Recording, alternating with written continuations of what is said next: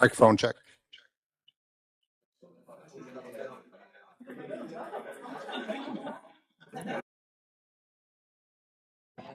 Mic check.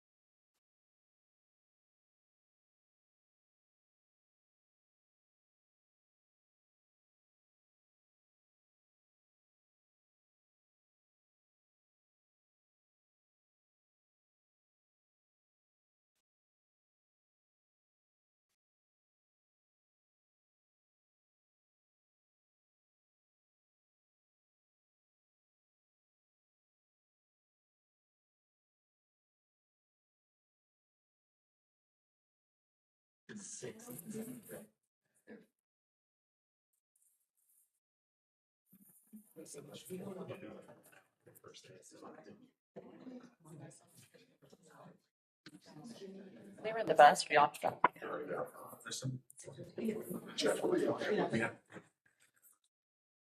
Not if it's up to my husband.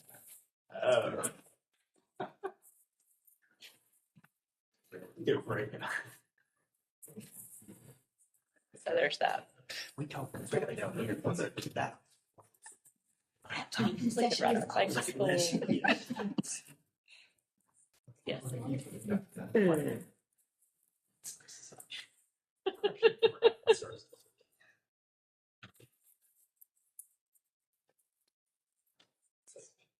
What time do they get out if they start at 9:15?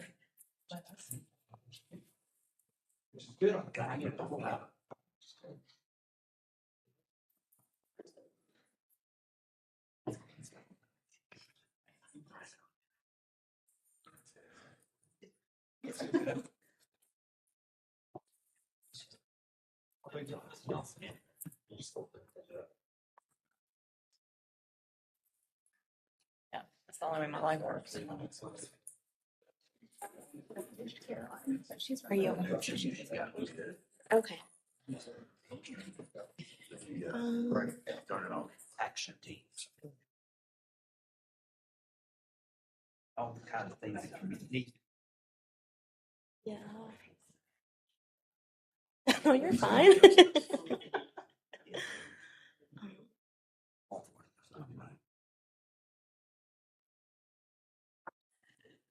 Are you good with any stuff? Well, one of them. No, I said, are you good? Oh. Like this, I you was got like, this. I was like, no, I'm green. I'm green. Ciara. Yes. I'm green. I'm paying attention. Okay, all right. Oh. Wait, is that coming from the computer? His phone. It just. Okay. It's like, that's gonna bother me if I keep hearing my voice. Okay. All right, good morning, everyone. We're gonna go ahead and get started. Okay. Recording a delay, and that's us laughing. Yeah. All right. So I'll go ahead and officially call the meeting to order. Good morning, and thank you all. Michelle, you're up here. Thank you all for being here today, for, again, volunteering your time to be a part of this task force and driving from the various parts of the state to be here with us for today's meeting. I am going to go ahead and get us started with just quickly giving us a reminder of our ethics statement, which we won't be taking any votes today, but we like to just have this reminder in the air. So it's the duty of every task force member to avoid both conflicts and conflicts of interest and appearances of conflict. And this is accordance with the general statute 138A-35 and other provisions of the State Government Ethics Act. And so at any point, if any of you all feel like you have a conflict with anything that we'll cover today, please just let one of us here in the front know, and we'll make sure to kind of move accordingly with excluding you from the portions of the meeting that you feel like conflict. So I'll give a pause right now to see if anybody feels like they have any conflicts before we move forward. All right. So then moving forward, we wanted to start out today's meeting by first just making sure that everybody on the task force was aware about House Bill 1173. So you should have received emails from us about this when it passed and was signed by the governor earlier this month. But if you remember at last month's meeting, we were visited by Representative John Bell and the family of Jalea Toon, who experienced a tragedy with the loss of their daughter as a bystander in a gang-related conflict. And so since then, that family has been working with Representative Bell to move forward Jalea's law, which passed. And so just really quick highlights of that bill. It's really focused on strengthening our state's legal response to gang crime.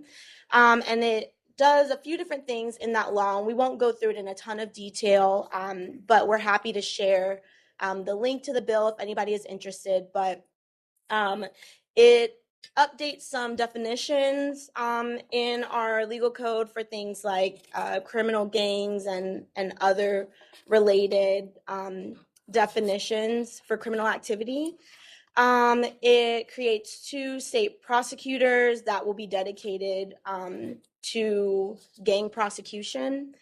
And it increases some different penalties for things like recruiting minors into gangs and for felonies committed as a part of gang-related crime. And this bill obviously was not, our task force was not involved in moving this forward, but we just want to make sure everybody's aware of it because it's relevant for us to keep in mind, and particularly for our enforcement work group to just make sure that we are not duplicating efforts with our recommendations that are going to come forward. And I know that the enforcement work group has already talked about this in some detail, but again, if anyone is interested in seeing the full bill, we're happy to share the link. Any immediate questions about that? No? Okay. So moving forward, we're going to move into our work group updates. I'll pass it to Secretary DeSmeet. Thank you, ma'am. So good morning, everybody. I think that this part, we have budgeted 45 minutes, but it might go a little longer, I think, because we have some good things to talk about. We've got a lot of good updates from our working groups. I think everybody's making really good progress. I think the thing we want to focus on from now until November is really fine tuning,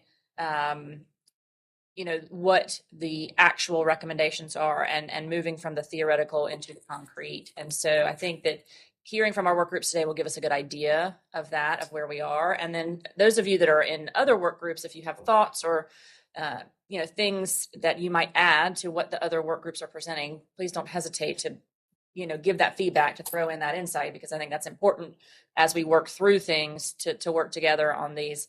Kendall and I were talking just a minute ago about, making sure, and I'll just, say again, we don't have to have everything be a grand sweeping gesture, right? There are the short, medium, and long-term goals. There are the quick wins that we need, as well as kind of the long-term plan for where we want to go. So just making sure that we're keeping that top of mind. And so we will start with Kevin in the prevention group. The microphone is up here, Kevin, and we've got the clicker. And then Michelle's going to go, and we're going to have Boz stand in for Stephen, who's unable to be here today. Pinch hitting. Yeah. Thank you. Good morning, everyone. Can everybody hear me? Yeah, it sounds like it's on. We've been making steady progress. I will cover that here. So we are nearing the end of our sharing of recommendations amongst our group. So we've got the 5 risk domains. Each of them, there's individual, peer, family, community, and school. So we've covered 4 of them. In our August meeting coming up soon, we're going to be covering the 5th domain, family. And August 3rd, Megan and Paul and I are going to do a little bit of prep work to try to start we've already started a little bit, but really consolidating the recommendations we've received so far. We've had 40 specific recommendations offered. Obviously, we're going to cull that down significantly. We're really looking for quality over quantity, and throughout the whole process, I've tried to make it clear to the group that we know that there's going to be overlap, and we're going to find common themes, and we're going to distill them into what's most feasible. I really have tried to emphasize the practical aspect of it. I myself am an idealist, but I also know that there's a time and a place for that, and I think it matters much more that we can actually see the execution through for whatever we recommend, or at least make the strongest recommendation we can. We don't have that much control over it. But it's been great so far. We've had a lot of really good ideas shared. Even the people who haven't been able to come have sent in their ideas, recommendations, emailed in. And we've been tracking everything throughout the process. So as I just mentioned, really trying to make sure that it's practical. The feasibility, of course, to the extent that we can, we're trying to find existing models that have been used. We're not trying to reinvent the wheel. We're also trying to look for low-hanging fruit. There are, I think I can think of at least 3 or 4 examples so far, shared recommendations that are basically just bringing existing information together into one location or consolidating resources that already exist, which should also have low burden, which is one of the things we're really thinking about. A lot of the people closest to the work that needs to be done are already very overburdened. So we want to make sure we're not adding to their plates. I actually think that would have a counterproductive effect.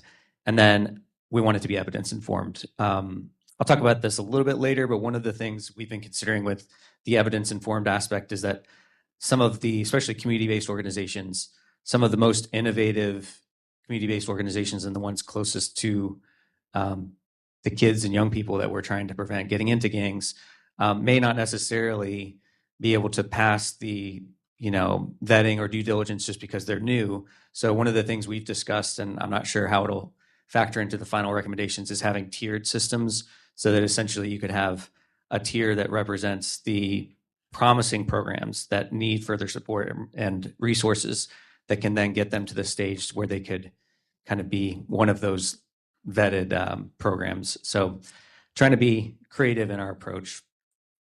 I'll just quickly go through this. These are some of the common themes that we've identified. So for the individual side, there's been a lot of discussion about social emotional regulation. It's obviously very important. Cognitive behavioral therapy is, or the programming that's based on that, is definitely promising. We had a guest speaker from ECHO. I've already mentioned that in prior meetings, but based out of Chicago, I think they saw close to 43% reduction in violent crime arrests, which obviously has a lot of implications for gang prevention. That's a very promising program. It's free. It's designed to be implemented in a variety of situations and locations. It's very adaptable. We've also talked about early warning systems, multi-tiered systems of support, positive youth development, 5 C's. I'm sure most of you all have heard of the 5 C's: competence, confidence, connection, character, and caring. And those are all key and pretty much found throughout many of the recommendations we're sharing. We've also talked about group mentoring, the importance of that, not only in terms of scalability. It's easier to roll out several larger groups rather than one-on-one across the whole state, obviously. But the other benefit of group mentoring, I had learned myself. I didn't realize some of the main challenges with mentorship is that you inevitably have mentors that come in, they help, and then their life gets more complicated or busier, and they're not able to continue that mentorship. The benefit of group mentorship is that you can kind of have almost like a baton passed off. So you've got the group collectively mentoring. If you have a group of adults, for example, mentoring a group of kids, and then you also have that peer-to-peer mentorship component, which can be integrated into that. So we've had a good bit of discussion on group mentorship. I think that'll be something we really try to zero in on. And then critically, of that mentorship needs to draw as much as possible on lived experience. Ideally, adults who have faced some of the same challenges that the kids they're mentoring have and are facing. And then there's plenty of evidence to back that makes for more effective mentorship, better gang prevention, and all that. Social emotional learning is the SEL. So we've talked about how that can be paired with statewide school framework of connectedness, a couple of different options for how we can approach that. Schools were definitely a huge part of the discussion. Even when we were talking about other domains, we sometimes had to say, let's try to zero back in on peers or whatever it is. But I do think that schools represent a lot of opportunity because kids, in theory, are attending. We know that chronic absenteeism is part of the problem, but we do think that schools can be a promising part of the solution. The big thing we're cautious of, as I mentioned, is not adding to the plates of the school administrators and teachers, and in many ways using the schools as a central location for outside community-based organizations and other groups to come in and help support the kids that are already going to be at the school. Then expanding specialized instructional support, dedicated funding. So we know there's been a discussion in the past, but bringing in more counselors, social workers, school psychologists at better ratios than currently exist to the extent we can. Building gang prevention onto existing peer-to-peer authority, so that this session law that's mentioned here, HB 605, has threat-based assessments, peer-to-peer components to it as well. So essentially, trying to add on to what already exists, not reinventing the wheel. And then EKG2 has been mentioned pretty extensively. I definitely believe that will be some component of our final recommendations. Educating kids about guns is what the EKG stands for, and that I don't know if it's EKG 2.0 or how the two factors in, but I know that that specific model, EKG2, is the most promising one right now.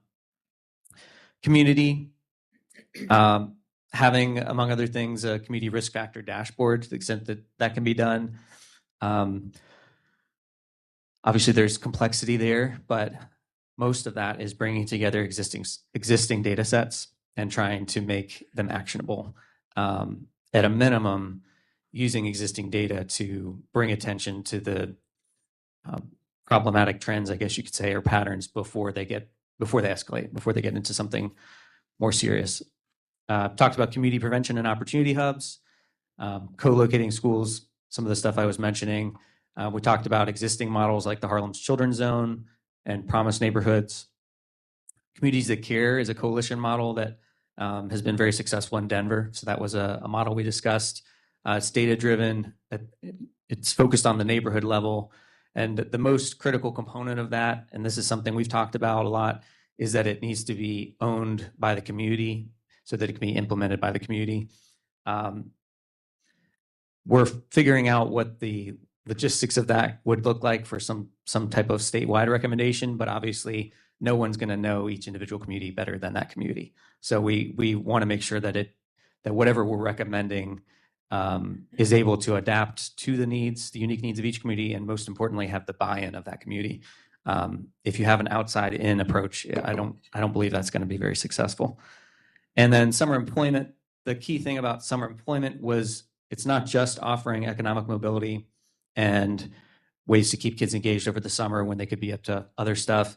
A key part of that is pairing it with mentorship and social emotional regulation.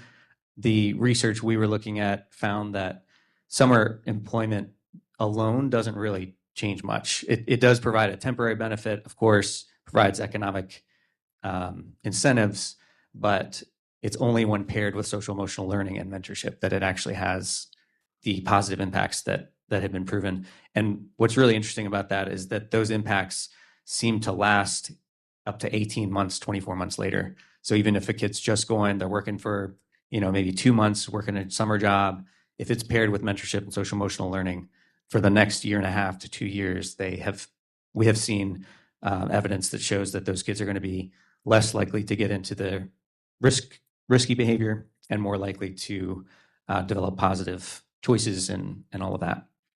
And then lastly, youth-led spaces. This ties in a little bit to what I was saying about some of the newer community-based organizations, but having small improvement grants. We've also talked, I know in the past as a group and with this full task force about the JCPCs of the state being a great conduit for these types of things that are going to be smaller but high impact.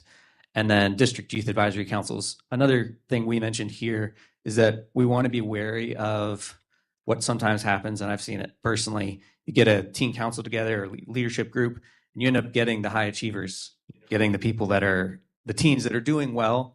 It doesn't mean they're not facing challenges and adversity, but it's the kids least likely to participate in those groups that we really want to connect with.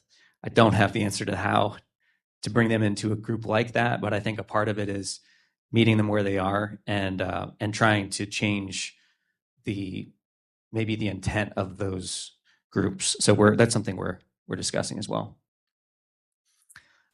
This is just a summary of some of the ideas that seem to cross, common threads across everything. As I mentioned, schools as being a central service area or service center, I should say. Mental health lens, obviously critical. Identity, belonging, and character. Data conscious decision making. We want to use data to the extent that we can. We also want to be careful that we're not making decisions that put too much weight on data because data can be flawed. And some of the most critical things, I can speak from personal experience, are very, very difficult to capture in data. So makes the job difficult, but as long as we're aware of that going into things, I think we can navigate that. As I mentioned, you want to have the buy-in of each community. You want to customize whatever we're recommending to each community. And then bringing in parents. We know that's challenging, but parents are a key. As much as they're willing to be involved, That's going to be essential. And these are some of the things that we're discussing, I guess challenges is one way you could put it, as a group, or sorry, not as a group, but as the chairs of the working groups. Michelle, Stephen, and I are going to be meeting to discuss everything. We've already been emailing, but we want to really zero in on how our groups are focusing on prevention and intervention in particular.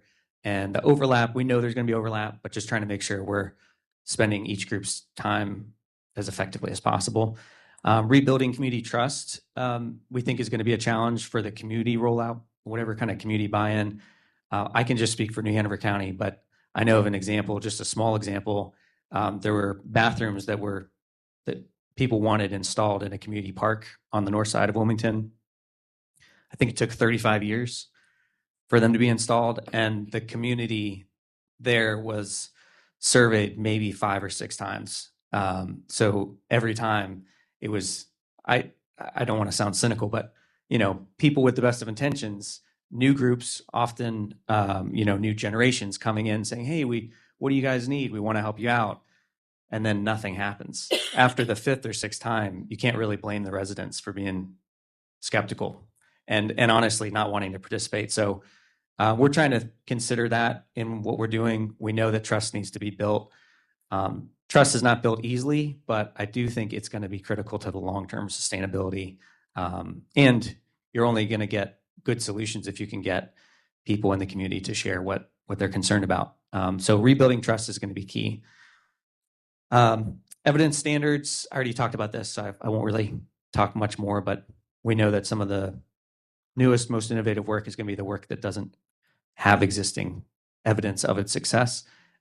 We do need to be wary because, I know in New Hanover County there are like 800 nonprofits, and many of them are very, very good, but there are also some that may not be quite as effective. So we want to be careful, but also keep in mind that some of the newest solutions are going to be in that category, and that's where the tiered approach can come in. So they could potentially be brought into some sort of resource development program, grow up their capacity, and then they could kind of, in a sense, graduate to the level that we're talking about for the evidence standards.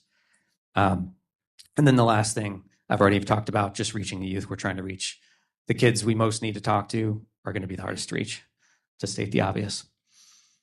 Data connections. One of the challenges we see is that, of course, we're not the first people to suggest consolidating data. So we want to be mindful of that. And I think a different approach or a different way of framing things may be helpful, but we're digging into that more. And then critically, rural North Carolina is going to need a unique solution. Particularly, we talked about transportation being such a huge barrier.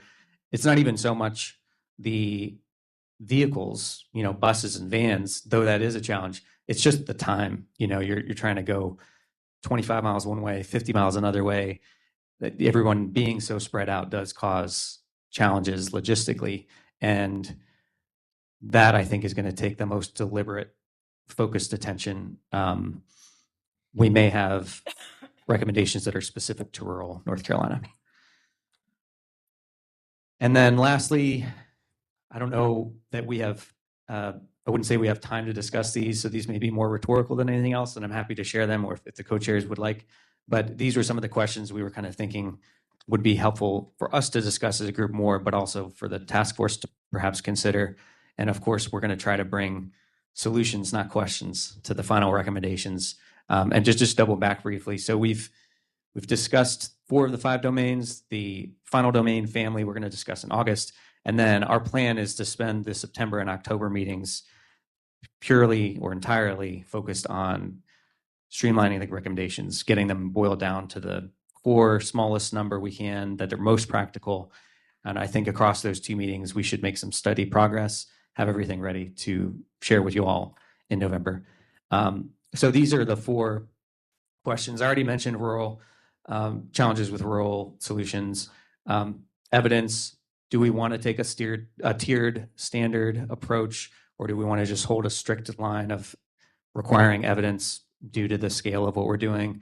Community trust, I've already talked about that, but I'm going to be myself trying to do more research. Is how have other communities or entities like ours, I guess is a better way to put it, across the country, how have they rebuilt trust when it's been at scale? That's the challenging thing.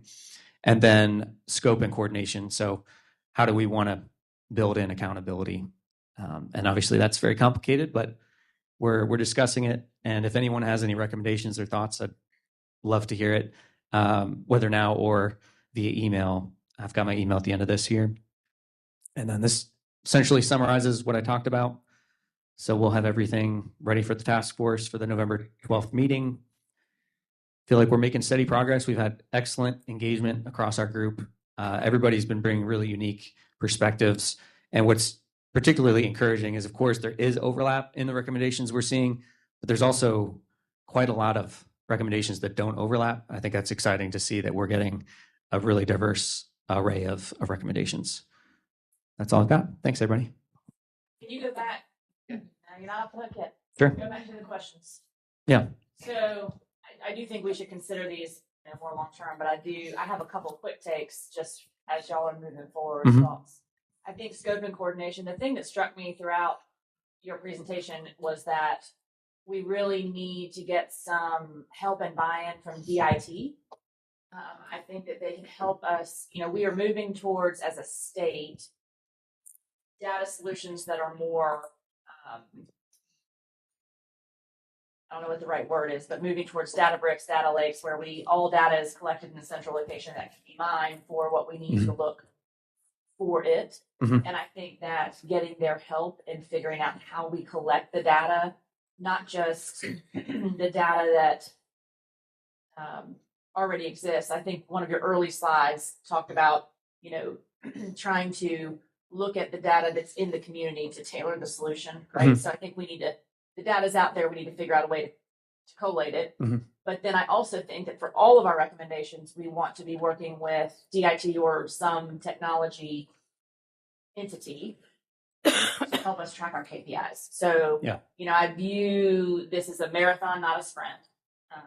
And so I think that one of the things I will do is go back and see if we can get some buy-in from DIT to start helping us think through that. But I think we can get the buy-in from the entity to help us collate the data. And then it's a question of what we do with the data. And then I think that makes it survivable, right? Like when you're tracking KPIs, when you're data driven, it doesn't matter the administration, it will survive with that, because then you can pivot. And to that point, to number 3 with evidence, I like the idea of a tiered standard. I like the idea of being evidence-based, but we don't have evidence for everything. But because I view this as a marathon, not a sprint, I think that we have the bandwidth to do a tiered approach and then track it as we go and pivot if we need to, a year from now or a year and a half from now, if it's not bearing out, I think. So I do like that concept. And then I think I don't have any ideas about community trust. That one's a tricky one. But I think as to the rural question, I like the idea of exploring both. The analogy I'll give you is when we're looking at trying to do programming in our prisons, right? So we have minimum, medium, and closed custody prisons. And so we run programming in all of our prisons. And people get shifted around from one prison to another, and they lose the ability to do programming because they have gone to a prison that does not have the programming that they were at. And so we are trying as an agency to solve that problem. And one of the ways we are trying to solve it is by creating a playbook, right? A playbook that each of my wardens can say, here are the programs you should be running in minimum, medium, and close. And here are the additional programs that you can run. And Fisher pricing it so that no one has to do the big lift in the beginning of trying to come up with the idea, right? Because that's where it gets overwhelming, is trying to come up with every new good idea yourself.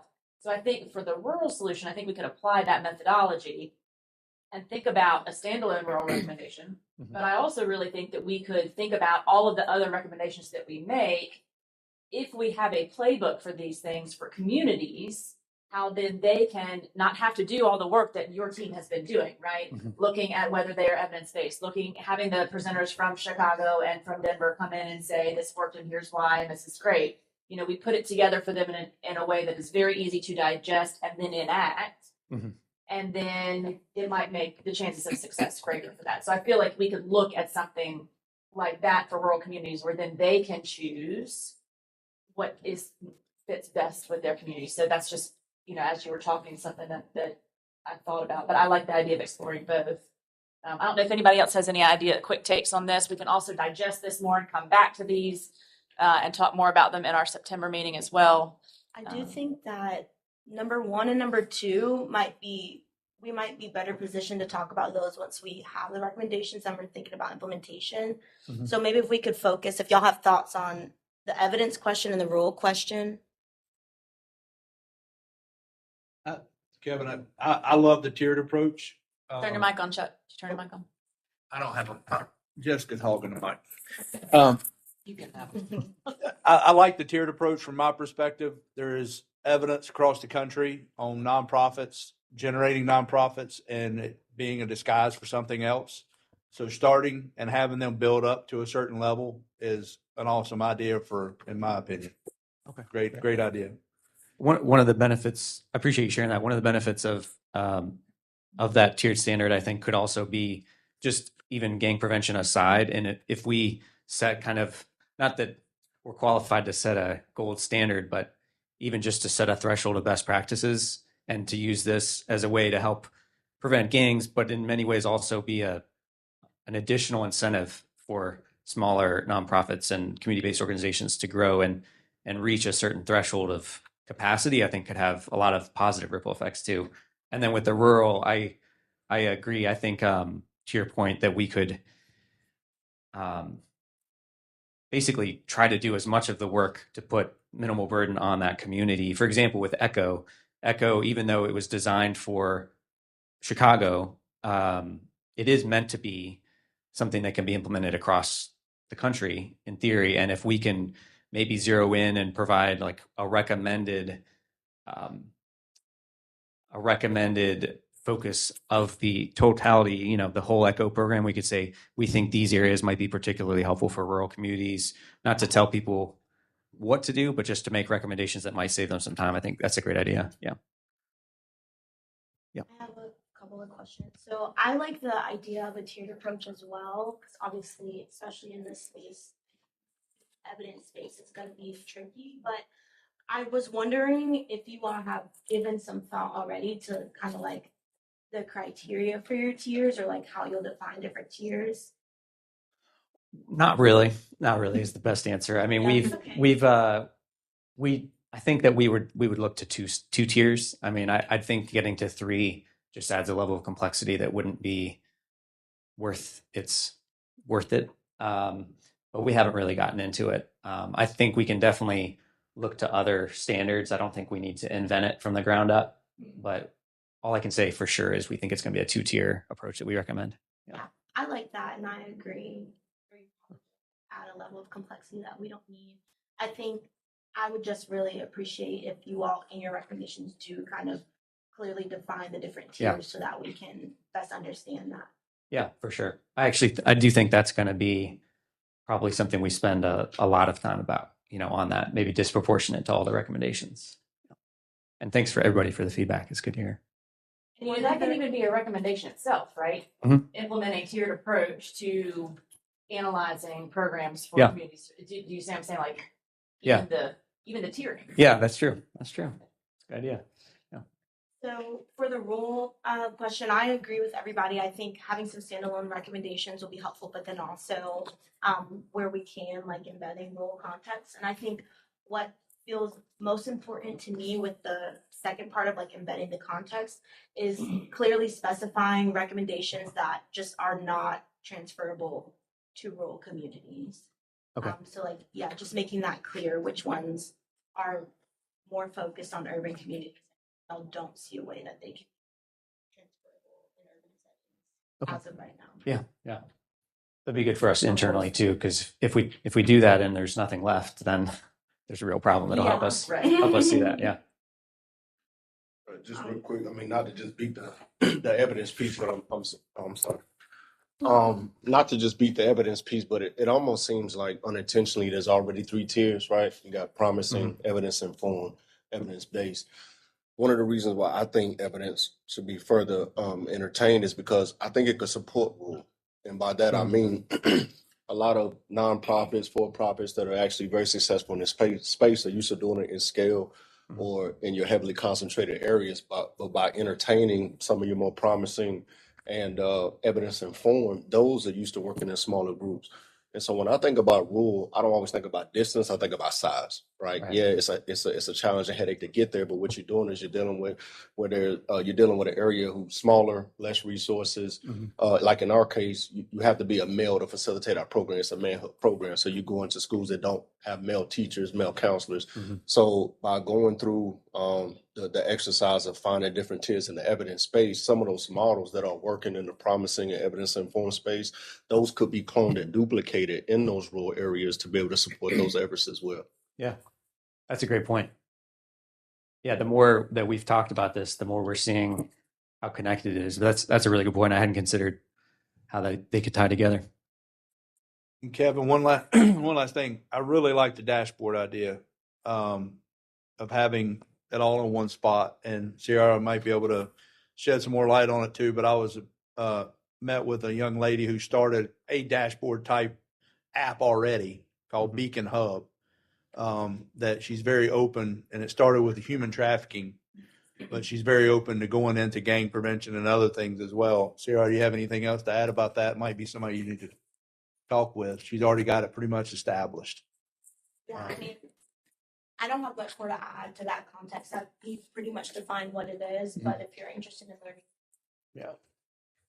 Yeah, that'd be great. I'm sure that I know that AI is a mixed bag, so to speak, but I think that that's one of the benefits of right now, those types of dashboards, whereas in the past, they might have only been truly analyzed at a deep level whenever the staff are available to do that. They can be analyzed in real time. So I think there's a lot of benefit to that could be seen as long as it's rolled out responsibly. And I think we just have to take into consideration for a dashboard like that, depending on the type of data you want, there may be challenges with hosting it outside of like a government. Privacy and all that. Yeah. All kinds So of. that's just something. Yeah. And that's the benefit with DIT is that, they've got GovRAMP and FedRAMP certifications already and making sure that, if they're taking demographic data or county data, it's already in the data lake for the state. And so then building out the dashboards is actually the easy part from there, for sure. Oh, that's great. Yeah. Jamie? Yes, I wanted to talk a little bit about the community trust piece. And I think what's really big with that is communication. So us kind of being intentional about how we're communicating our steps and what we're doing. I think people understand that things take time, but as long as if they know, okay, you gave me a survey today, and then it's like, okay, now I don't hear anything else from you. Well, if you're telling me that these are kind of the steps or the things that we're working towards, I think people will be a little bit better. That works in my small area. So, but that's just a suggestion. Well, to that point, that can be a recommendation too. Mhm. Do you know what I mean? Like the communication plan to build community trust, that is a recommendation. That's not something that we will be able to accomplish on day one of the recommendation. So it could be a recommendation. I'm sorry. Oh, go ahead. With something like this, I would go leave it alone. But I think it's important who sends the message, right? To your point about the restroom piece with this gang identity thing, I think it's a sensitive area and it doesn't need to be overlooked. Who comes in to communicate the message? Maybe they're aligned with the committee in some degree or whatever the case may be, but there will be a level of resistance already if the right person with the right language communicates. So I definitely think that should be considered to have a successful rollout and kind of delay or put aside some of that resistance. Is going to be natural. Yeah, I would say that's probably one of the most important things in everything. And another point to your point about the communication side of things. I know we've talked about how we want to have quick wins. I think it's critical that we are intentional about trying to provide that to the community. Because, if you give a survey, even if it's small, and you can show that we heard you and we're acting on it, even if it's small, I think that can go a long way. Because that, in my experience, is very rare. I had a couple other thoughts, not related to the questions, but just thinking about some of the recommendations that you shared. First of all, thank you for going through all that. It's really exciting to see that y'all have had so many great ideas coming forward in your group. And some of the ones that you brought up just made me think about just giving, hopefully, a reminder, because I think we put this in the template, but if not, then just asking that as you're developing the recommendations, specifically for like programs, to think about like on the front end, if there are any particular communities that y'all think are a good fit to pilot these programs. For us thinking about like initial kind of implementation plan. Yeah, And we'll that do came that. to mind particularly for the Care Coalition model that you were talking about. Mhm. But then in general for other things that you'll have that are program based, just kind of try to gauge in your work group if folks have thoughts about communities right now that seem well positioned to potentially take a first pass at piloting some of these things. We'll do that. Yeah, for sure. And then the last thought is as you were talking through some of the things, I like that you were acknowledging like some challenges as well. And so just want to kind of, I guess, reinforce that is great. And we also want you to be doing that with your recommendations. It's okay if y'all bring forward recommendations that, are promising and, you see good things about it, but also that there's challenges. But it'll be great if when you provide the recommendations that you do acknowledge all those challenges so that we have that on the front end when we're thinking about prioritizing and thinking about implementation plan and what. Appreciate that. We'll do. Awesome. Thank you, Kevin. Anybody else for Kevin? Watch out the hot All right. seat. Thank Thank you, you, guys. sir. Thank you, sir. All right, now we got Michelle up with the prevention. friends. Intervention. For a group effort.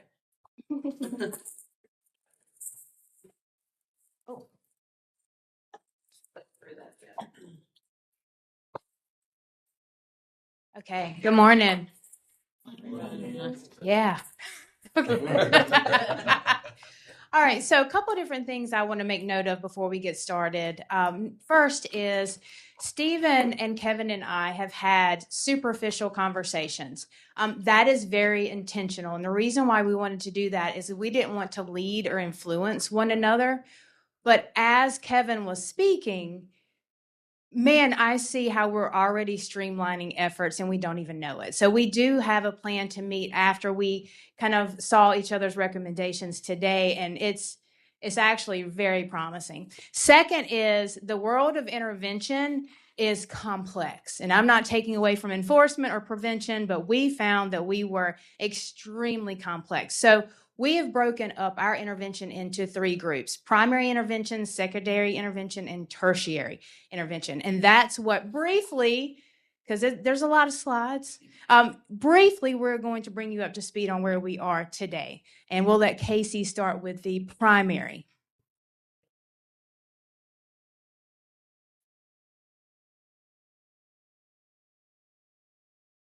So the intervention through the public health and programming lens, that is how we are looking at currently the primary section. And as we were talking, going through these different recommendations, we were kind of found that they were falling into categories themselves. So even as we were looking at different programmings in different public health, they're falling into 4 main categories. So the first one would be this trauma-informed care, violence prevention programs, healthy opportunities pilot, and local reentry councils. And we'll talk about as I go on, you'll see that a lot of these are things that are already in place. So like we've already heard today, it's not always necessarily reinventing the wheel, but it's putting all 4 of those wheels firmly in place and making sure they're going where they're supposed to be and providing the support that they need. So the first thing we looked at is trauma-informed care. So that would be what we're thinking about, something that's such as coordinating trauma-informed care within schools, it'd be the teachers, but also within like the prisons for the any counselors, case managers, and for the staff. This would be integrating that trauma-informed care into daily aspects. So it's not a class that would be taught for either offenders or within students, but it's so that every interaction with students or offenders is with this trauma-informed lens going on, okay? Just like we've talked about already, we have some challenges that come with that. There's a training for that. Although once it's established, it's, an ongoing thing. But in order to get people trained in trauma-informed care, they need to be trained, okay? And then this is something that is seen long-term. You see, that's when you start to see the reduction in recidivism or even the reduction of entering the gangs in the first place. But again, going back to the evidence base, it's kind of will be hard to track it back directly to that. Is that the direct reason things are happening? Can we go on? Yep. While we're talking about trauma-informed care, when we are making our recommendations, can we make sure that we are being intentional about the definition of trauma-informed care? Okay. What I mean is, some people who aren't really operating in this space think of trauma-informed care as you got held up at gunpoint, Mm-hmm. and that was your trauma. Correct. But your trauma could be that you didn't have enough food to eat that Correct. morning, and that right. So Absolutely. making sure that we're just building that in as we go to make sure people understand that trauma is nuts. Yeah, absolutely. So like trauma absolutely would be if you're held at gunpoint, but it's also that, you grew up with unstable food income. You have unstable housing. So you have changed your school district 4 times every year as you've grown up, or since then, or you haven't been in school because you haven't been established. So it would be like that universal lens of all individuals have experienced trauma at some form in different levels, and it is not for that person speaking to them to define, oh, your trauma is not real trauma. It is so that would be the point of it, is order to go through with that. So the next portion that we were looking at is the violence prevention programs. We already know that there's several of these across the state, but what we are seeing is that some have either been defunded or underfunded, and for varieties of reasons. And so that's one thing that we want to look at. And then with that, again, it's something we've already heard a little bit about today, is that inconsistent community engagement. These programs, a great part of them is that they are in the community, but that also means that community needs to be engaged in it and support it and provide it. And sometimes that is what leads to that, being defunded or underfunded, because they see the community is not a part of it, or the people that are joining it aren't really anyone that's benefiting from it. We need to get, the people in these programs that need to be in these programs for the benefit, okay? And you'll see as I go through some of the challenges of all of these that do require funding, the unstable funding is always going to be a challenge that comes with it. We talked a lot about it's quote unquote easy to get grants. What we don't want to do is start a program that is good for the first year and then gets completely defunded afterwards because that grant was a 1-year, 2-year program. So we want to make sure that we're not setting ourselves up for failure or to have a task force again in 2 years to do the same thing, because our recommendations were only looking at 1-2-year solutions. The Healthy Opportunities Pilot is, again, something that was already in place. It was kind of paused and should be being brought back in, okay? And again, it's showing that there's with this Healthy Opportunities Pilot, there's reduction of healthcare costs of about $164 per month for people in Medicare. And what that Healthy Opportunities Pilot is that Medicaid funds could be used for beyond just medical, and that could just kind of overall help individuals going through that and not always have to seek out non-legal reasons, to save money or to pay for things, okay? Again, across some challenges we're seeing is unequal coverage, and that it doesn't necessarily target gang activity specifically. So, we discussed that as, although it might be a good program, it might not be pointed enough for what we're looking at right now. All right. Local reentry councils, there are already 20 across the state, and we serve 26 different counties with it. And that is focusing on targeted, individualized assistance. And then some of that challenge we talked about is that unequal coverage. We've talked about this a lot already when I've been speaking and in the previous program. We got 100 counties, we got 100 needs that need to be met, per county that we're looking at. And we want to make sure that if it is an overarching program, that it can be implemented in all counties, but then also understanding that there are specific needs that we need to be looking at.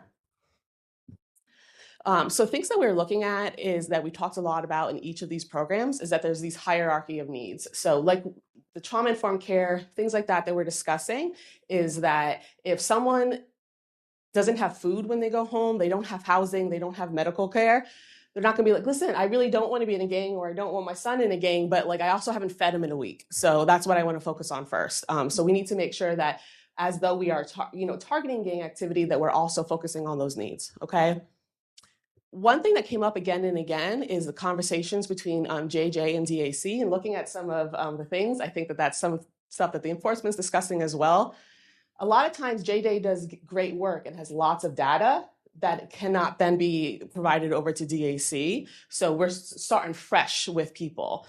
We don't have any idea that this person has all this gang activity or just very broad brushstrokes with it. So even if JJ had made a large progress with an individual, a lot of times it's stalled or halted when they get to DAC, if they get to DAC, because that isn't transferred up. So that conversation of how that could be bettered has been a large part of it. Okay. And the rest of it, we discussed no two counties are the same. We need to make sure rural and urban and everything in between of North Carolina is looked at and helped, okay? Also that the universal understanding that gang involvement, it does not discriminate. Just because it might not be a blood or a Crip does not mean that it is not a gang, and that we need to make sure that there are gangs in all 100 counties and make sure that they are all being looked at. All right, so that was the first step. We'll move on to the next. Okay. Looking at secondary intervention, this is the area of intervention where we are focusing on those who are gang involved or there is an elevated risk of gang involvement. So one of our first recommendations is to establish a statewide office of gang prevention and intervention. So as Kevin was speaking, I saw a lot of interplay. If we had a hub, we had a director of this particular entity, had case coordinators within our regions or our districts, however we wanted to map that. But that is going to be the catalyst for information, for programming, for awareness, et cetera. That is how we get it distinctly into rural areas. It's by using case managers, case coordinators that we have employed in each distinct area with a supervisor or some kind of director that is overseeing this statewide office. What's the challenge here? A statewide office. That's the challenge. Coming back to funding, coming back to development of another statewide entity and how we maintain that consistency moving forward. But this has been a recommendation in previous gang task force initiatives. And with my group discussing this, it is something we firmly believe needs to be in place for consistency, for support, for resource moving forward. Recommendation number 2, establish mandatory gang awareness and intervention training for school personnel. So we understand the heavy lift on our school personnel. I was a big part of House Bill 605. Now we're tasking them with this threat assessment team, noticing these behavioral indicators. But what we want to do is take some of that lift off. If you know what to look for, then you also know the supports. You have that person that you refer that child to. So what we want to eliminate is a guessing game. We don't want someone to assume someone is gang involved. We want them to know the precursor. We want them to know the warning signs. We want them to know how to step in and then be able to step out, if that makes sense. Still be involved, but not carrying on that burden of, I have to monitor this child. I'm in charge of those resources and supports, but I have recognized it and now I can step out. Establish mandatory North Carolina school justice partnerships in every district. This is still around. New Hanover County does a great job. Judge Corpening continues this initiative. This is legislative guidance. However, not every district does it. If you're not familiar, this is your school administrators. This is the officers of the court, primarily your judges, and opportunities to defer. This is outside of juvenile justice. This is a partnership created so that we reduce truancy, we reduce out-of-school suspensions, we provide opportunities. This is already there. This is already existing. We just need to make sure that every district has it in place. Establish a second chance career pathway initiative, partnering with our community colleges. One of the biggest issues that we have found in our individual experience working with gangs in the task force subgroup is many times there's a lack of intrinsic motivation because there's a lack of belief that I can do something else. Here, we want to provide an opportunity not only for adult GED programming, adult high school diploma programming, but a trade, something to have a certificate in. This is going to make, this is the challenge here is going to really be, how does someone benefit from this? How do they get involved in this? What kind of cap do we have to have on emissions? But we are very much into creating opportunity of worth and professionalism within these children and adults. Establish a statewide credible messenger gang intervention model framework. Okay. Many of us have seen credible messenger programs be at the pivotal intervention moments for our young people. I've also seen credible messenger programs fall apart because there's just been this rush to kind of get this person in front of other people that are at risk or gang involved. If we created a framework, we have parameters in which these credible messengers are working. There is some consistency. There is some autonomy in how they work, but they're also goal-driven. We have outcomes tied to that. For our subgroup, which is that secondary intervention, other recommendations we've been looking at is having access to behavioral health without being justice involved. So oftentimes we see our young people finally get family therapy, MST therapy. They get supports and resources, as does the family, but they're court involved because those are now free supports for that family. How do we pivot and allow those same supports to our young people without being court involved? Enhance the JCPC framework to address gang programming, prevention, and intervention. And we've talked about using existing programs, and JCPC being one of them. And here's a big one: age-appropriate social media protections to reduce gang recruitment. The challenge is just that. We would need some legislation mandates, but how wonderful would it be that if we could restrict this gang climate existing on social media, the attraction, witnessing things that could be somewhat traumatic when you're FaceTiming live. This would be a beautiful thing. How do we do it? Not sure yet, but it's there. We have a bullet point for it. And so that is right now one of our challenges, is how would we navigate that system? Because that is a really big recommendation we're looking at. And I'm going to be quiet and move it over to tertiary. Thank you. Okay, so I am a part of the tertiary intervention through criminal justice system subgroup, and we basically have three scopes that we're working on, and it was diversion during sentence and reentry for both youth and offenders. So we wanted to treat them together and not separate. One of the things we did was looked at Georgia and South Carolina, and we found a gap to where there's not nothing that's like basically for both, for the youth and the adults. So we looked at that, and then we just basically prioritized what will work for our subgroup. And again, this is through criminal justice system.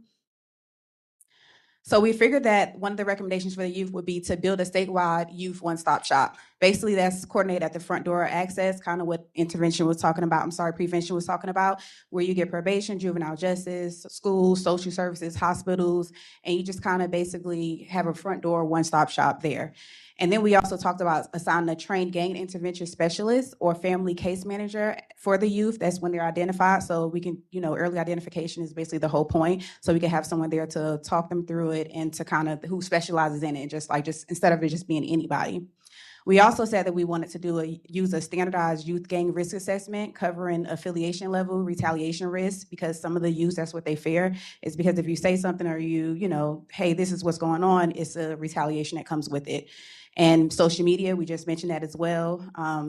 Recently, I just seen a video on social media, guys with red flags, and they have weapons in their hands, but it's posted on social media, and it's kind of like there's nothing really done about it. So kids are just able to post things on social media. So we talked about it as well, and also getting the family involved. That's very important for the youth when they are in the gangs, is to actually have their family involved in as well. So we consider that as being the one-stop shop.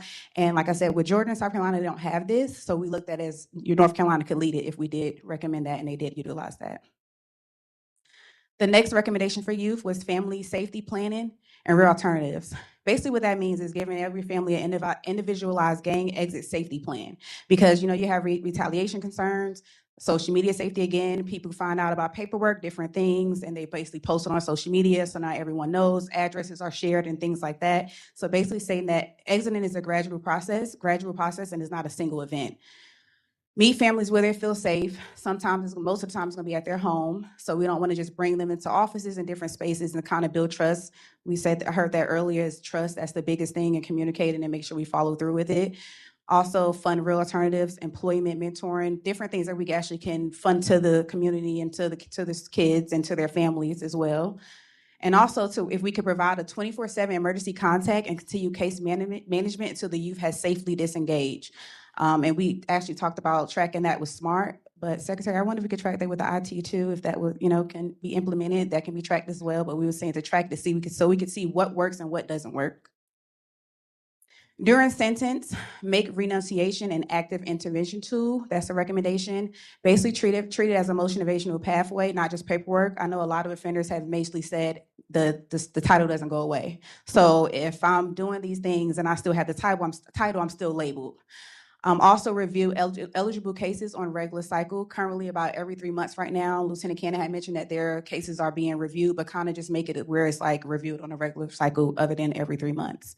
And to also strengthen the collaboration between NCDAC and intelligence staff, community corrections. JJ should be up there as well because we talked about that. That's one of the things we found a loop in when youth are coming into the system, that basically there's not enough information turned over to institutions, so therefore they can know what they need to do with that youth offender.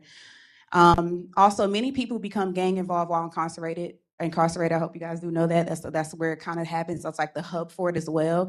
And the handoff between prison and community supervision is exactly where disengagement can take hold. So we want to strengthen that definitely because we don't want that to fall apart. Another recommendation during sentence is to propose a Rule 35 as a tool for the NC Gang Task Force. What that is, basically, the Rule 35 is under federal law, and it's individuals who provide substantial assistance to investigators or prosecutors, and that information is used, and it can help reduce their sentence. So basically, right now, it is a federal law. It is in North Carolina, but the gap is it currently only reaches federal cases, and most SRG security risk group validated individuals are sentenced under North Carolina Structured Sentencing Act in the NCDAC custody system. So therefore, our recommendation is saying, hey, let's just propose that for an NC Gang Task Force to explore that rule style. If we can get that kind of to where guys who are incarcerated or guys who are going through different court cases, they can provide information, and maybe we can figure out a way to help them with their sentencing so they will be open to sharing more information. And then we come to reentry. So our recommendation for reentry is relocation as a safety tool and not a reward. Reserve relocation for individuals actively pursuing renunciation and only after assessing threat level, never as a reward. So we don't want to say, hey, you do this and you get this. We just want to make it where it's a safety net, and that basically we're saying that, we care, basically. Pair relocation with confidentiality protections, keep residential addresses off public court records. That's something that came up in our group with eCourts. A lot of, guys get their paperwork discovery and they post it, they share it, and it just get passed on addresses and things like that. One of the things the group mentioned is, how about now, instead of them getting it online, they have to go down to the courthouse. They still have to get the information, but they go down to the courthouse to be able to receive that information, kind of give them more work versus just to get it offline. Also, to apply supervision modifications where appropriate, removing gang-related social media, kind of like we just said, Michelle, kind of just trying to see if because I know kids can actually put in the wrong birth date and then they can act like an adult. So to see how we can get control of that, I know that's going to be really hard, but geographic restrictions, no contact orders, mandatory program, things like that. And relocation alone doesn't create disengagement. Genuine motivation, employment, and sustained support do. Another recommendation for reentry is strengthen the support someone gets after their release. Surround every participant with a multidisciplinary gang exit support team, whether that looks like a SRG probation officer, chief, gang specialist, housing navigator, therapist, victim service advocate, but to kind of give them that guide on their way out, because sometimes when you release, okay, I'm out of it, that's it. No, the work still needs to be done. And also invest in a stronger post-custody, minimum custody transition program. One thing we realize is the LRC, as far as minimum custody, they get more assistance when they are released versus someone being released from central prison. And the Secretary mentioned the programs that they are looking at to do that. So therefore, every institution can have certain programs to kind of guide them through that. Another thing is continuing research multi-state reentry funding models. Like they mentioned earlier, 20 states already have it, so see what we can do so that 20 counties have it, so we could do see what 100 counties can have it. We did look at that as well as states, but I mean counties.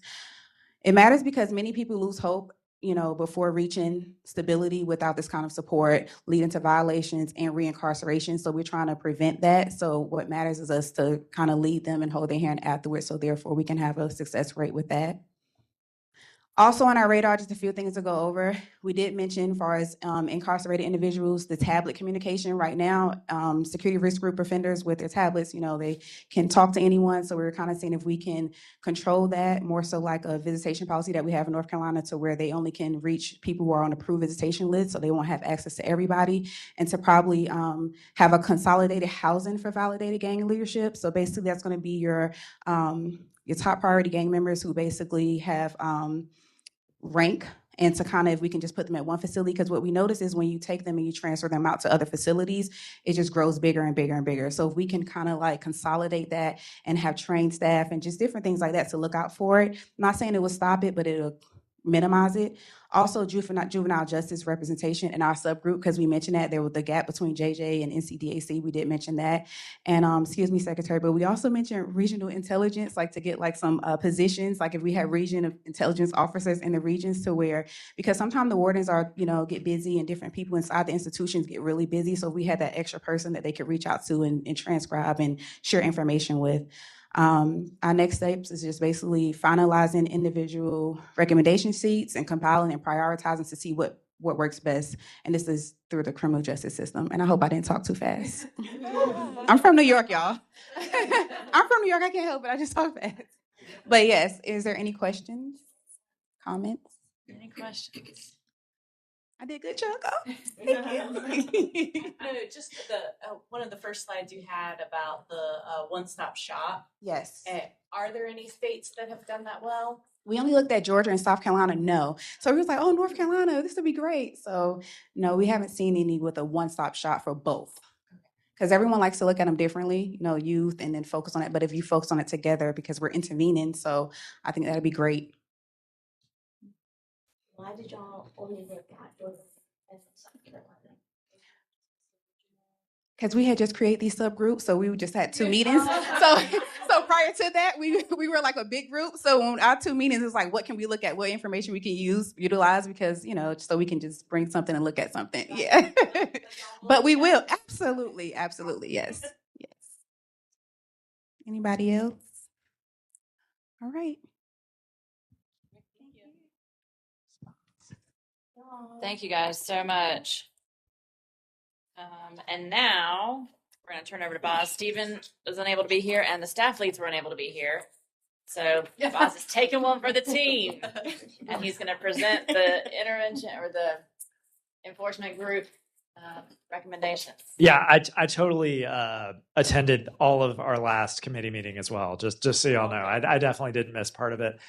So I think that I want to talk a little bit about the sort of problem that we're trying to solve. That's been a big topic of discussion amongst our group, because we're trying to make sure that we don't have like a fragmented statewide system for sharing gang-related information. We think that's what occurs currently. Like DAC has a lot of information, and we're worried that agencies are using inconsistent terminology and validation criteria. Also, like the reporting practices are different from folks around different parts of the state, and the intelligence systems are different. And then you might have similar things, but some of the participation might vary from district to district, and trying to make sure that there's deconfliction. So as a result, we're really concerned that there's a lot of information that may be isolated within individual agencies or jurisdictions. Raleigh might have a ton of information about certain groups, but Durham might not be read into that. And so that's a big problem that can lead to escalating conflicts, and really a lack of information sharing that can be recognized early. So our subcommittee's work is intended to sort of create this regional coordinated intelligence cycle in which folks are trained to recognize gang activity, encounters are documented consistently, and information is submitted to approved systems.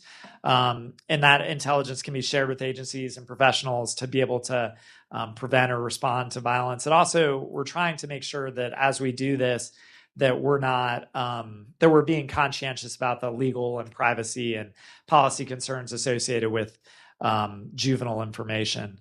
So that's our big goal, is to kind of take this fragmented, disconnected local information and make it into actionable intelligence that supports risk assessment and prevention across the state, while at the same time being cognizant that we're not going to make every youth, thank you so much, association or isolated encounter, ruin a young person's life. So here we are with our recommendations. There's 12 of them. The first one is about validation, and this calls upon us. I'm going to go over here now. To develop and maintain this sort of multidisciplinary gang trend training program that provides role-specific training for everybody who's involved in this. And as we talked about a little bit this morning, it's not just law enforcement. It's everybody across the board: prosecutors, judges, school safety folks. I mean, anybody who has interactions with young people. I think we want to have people be able to recognize the sort of warning signs and be able to have this training throughout the state. And I think we're going to do something similar later today. The second recommendation is about another initiative to improve participation and improve intelligence quality. I think a big problem that we have in our subcommittee is, we have these sort of lofty ideas about how we can have these unified systems to be able to address this. And so a lot of our recommendations are to develop this. And that's going to be a tall order, I think.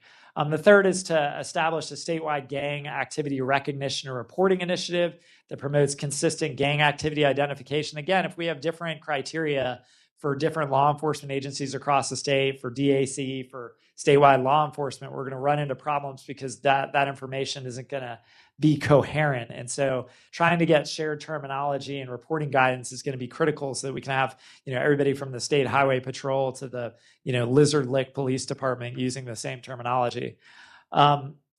Recommendation 4, develop a juvenile gang intelligence information sharing network so that we can, as we talked about, so much of this intervention work starts early, but at the same time, we're all very cognizant that we want to protect youth privacy and be thoughtful about the way that we approach juveniles who could be coming into this to this lifestyle. So the next sort of tranche of approaches that we're taking revolves around data collection, because again, we can't promote this work and do this work of having folks work together seamlessly if we don't have information sharing and data collection. So this first recommendation is about establishing a statewide minimum documentation standard for gang-related encounters, incidents, and investigations. Obviously, a huge part of that is when do you document, when do you not? Is this going to create something that's going to follow a young person forever, while at the same time balancing, if we're getting good intelligence and you're not reporting that and you're not documenting it in the same way, we could have huge problems, because if we're ignoring this data that could be used to know that there's going to be some violent encounter coming, then we really need to make sure that works. So as you see, the standard should identify the information officers should document in these incident reports. This is just basically trying to unify the information that we're collecting. Second is issue an executive level gang intelligence requirements and agency participation expectations. This is kind of similar in nature. The third is improve statewide gang repository participation and data quality initiative that increases the number of contributing agencies and improves the operational value of submissions. What that means is that, if we can collect all the data, we can have uniform data, but if we don't have everybody participating, and we've seen this across the board with stolen guns, sometimes there'll be a system out there in which law enforcement can cooperate, but sometimes not everybody is cooperating. And so we want to make it easy for folks to participate and then set expectations where we expect everybody to be involved in these systems, so that when we get these submissions, it's not just isolated to, hey, Asheville's doing a great job of this and no one else is looking at it. The fourth recommendation is to develop a recurring statewide gang intelligence training program with role-specific modules. Again, that's something I think we're going to experience later today, and hopefully that goes well. Fifth is to develop a statewide juvenile sensitive framework, defining exactly what should be collected, used, referred to, or shared. As we've talked about, it really is concerning that you don't want to misinterpret certain data as being indicative of somebody being gang involved, and then having that sort of get the volume increased and amplified, where you think that that is some huge factor, and then we're sort of missing the mark. There's sort of two problems with that. One is that you might be focused on one trait and miss the mark on what really is a signifier of future violence. Sixth recommendation, a deconfliction improvement initiative centered on approved existing systems such as RISS and ISAC. So I can't define all the acronyms that our law enforcement partners do. Chuck can do that for you. But this is, again, centered on the fact that, if there's investigations that are going on into a certain group, we want to make sure that everybody's talking together and knows sort of what's out there and there's deconfliction happening. The next one is establish or strengthen recurring regional gang information sharing forums through existing law enforcement intelligence, Fusion Center, RISS networks. This needs to bring together personnel who collect, analyze, use, and authorize information. I mean, they're not only is this information sometimes siloed, but the investigations into certain gang groups are siloed. So, and we've seen in this group how traditionally everybody wants to think this is a very urban thing, but there's really some rural gang activity that's going on. And if, the sheriff's office in a smaller county is the sole folks that are investigating and acquiring this information, but they're not sharing it with neighbors, we're not getting the sort of comprehensive approach to trying to do the violence intervention that we need. And then this eighth recommendation, I believe, is to establish a coordinated statewide gang data to decision process that converts local reporting and intelligence into recurring strategic products for law enforcement, executive, policymakers, prevention. I think what we're trying to say there is that, we really want to get this data and not have it be existing in certain places for only certain folks, but really have it spread out so that way everybody can use it to try to be able to get at the root of the problem, which is, this thing sort of escalating and leading to future violence. And so do I get to give the break? Does anyone have any questions?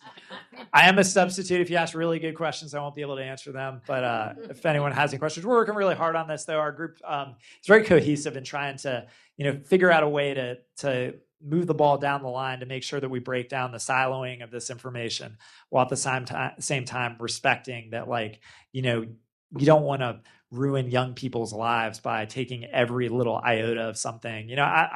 My sister-in-law is involved in elementary education in South Carolina, and she's telling me about how she was teaching second graders or first graders, and one of the little kids had gang beads on their backpack. And so how do you use that information? I think is really critical in being thoughtful and conscientious. Thanks. Thank You did a great job. Great Bob. job. Yeah. Good job. All right. And yes, I knew that we would go a tiny bit long because we had a lot of good stuff to share. So let us take a 10-minute break. Everybody be back here at 10:35.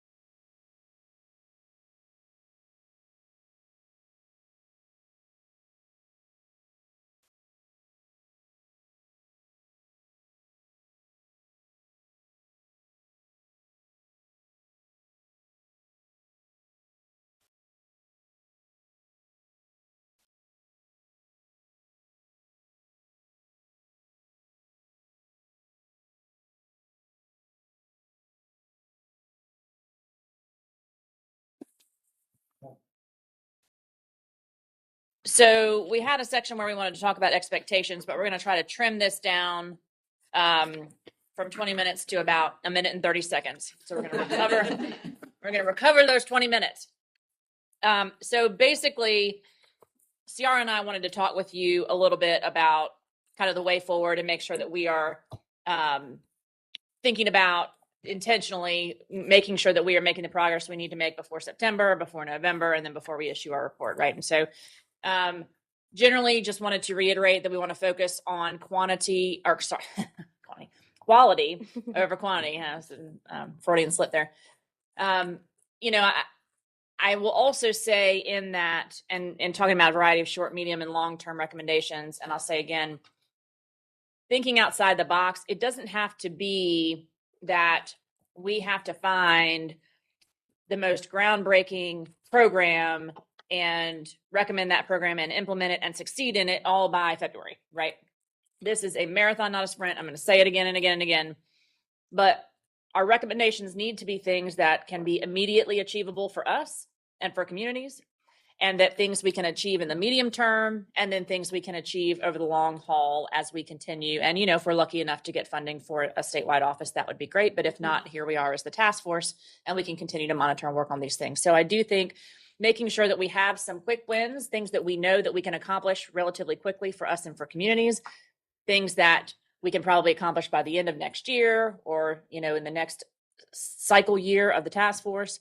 And then things that we know that are worth starting that are going to take us a little bit longer to accomplish. But we do need to make sure that we are not operating in the realm of the theoretical, right? The pie in the sky. This would be great if wishes were horses, because that doesn't help anybody. It doesn't help us as a task force, doesn't help the communities we're trying to serve. We need to make sure that the recommendations that we're making are in fact actionable. And so some of them could be, I hate to say it, I don't mean to say it this way, but mundane, right? It could be having a good communications plan to ensure that the communities that we are serving understand what our intentions are and being transparent with them, right?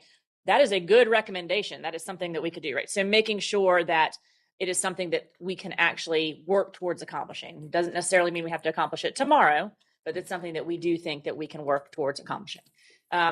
Continuing to leverage the expertise in your work groups. I think we saw a lot of the evidence of that today in the recommendations that we got from everyone, which is fantastic. And then staying focused on the scope. And I think that the chairs are working on that together to make sure that they are deconflicting, so to speak, between the three groups, which is going to be great as well. And then, as I have said, I think every meeting we've had, don't let the perfect get in the way of the good, right? Like nothing will ever be perfect, and particularly not in state government, as I have been in it for now 22 years. So we definitely need to make sure that we are turning out a good product. And the other thing that I will say, just as we are thinking about how we phrase things, a lot of people in here are experts in our fields, right? Or we have been entrenched in the criminal justice field or in the prevention or intervention spaces and whatever that might be. We use a lot of acronyms. I know in my agency, we use a lot of acronyms.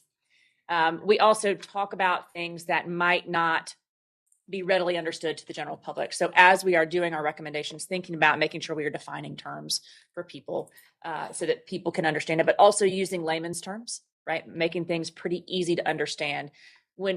I'll give an example and then I'm going to stop talking because it's more than a minute and 30 seconds. But when we redid our strategic plan and our mission, vision, and values, when I took this job at DAC, we took all of the word salad and distilled it into single words so that people can remember it and people can do it. And that's where we want to be with our recommendations, right? We want to distill them to a place where people can remember them and people can, grab on to what they're. That doesn't mean we can't explain it down below, but the recommendations, we want to make sure it is clear on its face what we are recommending. So just think about that as we kind of put the final touches on the pen to paper. We also have several different ideas that Ciara and I want to make sure that are incorporated in the recommendations that come out of the groups. And since neither she nor I are in any particular group, you are all our group. We will be sending those out and meeting with the co-chairs or the chairs of the subgroups to make sure that you guys understand some of the things that we would also like to see in the form of recommendations that come out of the specific groups as we move forward as well. So we were going to talk about those, but we're going to save some time so that we can make sure to get to our scenario, which I think will be important today. So thank you for the work that you are doing. It is amazing work. I think we have seen that, which is why we went a little over, but I think it was great. So, all right. I think I saved us some time. Yeah, all right. Now we're going to turn it over to my man, George Pettigrew.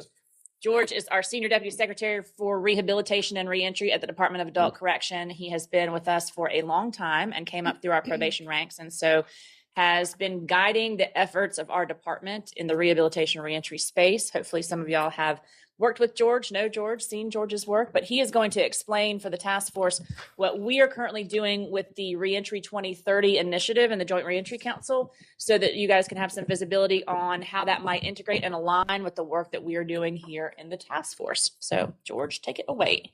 Thank you, Secretary. And I would mention that Secretary Dismukes is the chairperson for our Reentry 2030 Joint Reentry Council, so she is a big part of this as well. It's good to see familiar faces and those that I've worked with over the years. I've been in this corrections for 34 years, came up from probation, and I want to commend all of y'all being part of the gang task force. I have worked one-on-one with gang members. I know the difficulties. I've worked in prisons where we have a lot of issues that have come up from the gangs members. And so thank you for what you're doing. Appreciate it. But my passion is reentry, and I know I only have 15 minutes, correct? So hopefully I can stay in that and save y'all some time. So I wanted to level set and just share some statistics with you real quick. In North Carolina, on the DAC side, we have over 18,000 being released every year out of all of our facilities. Right now it's 55. And the other issue with that is that does not count the youth detention centers. We have a couple of federal prisons, and we have jails where people are released all the time. So let's look at some of the statistics that we have of people being released.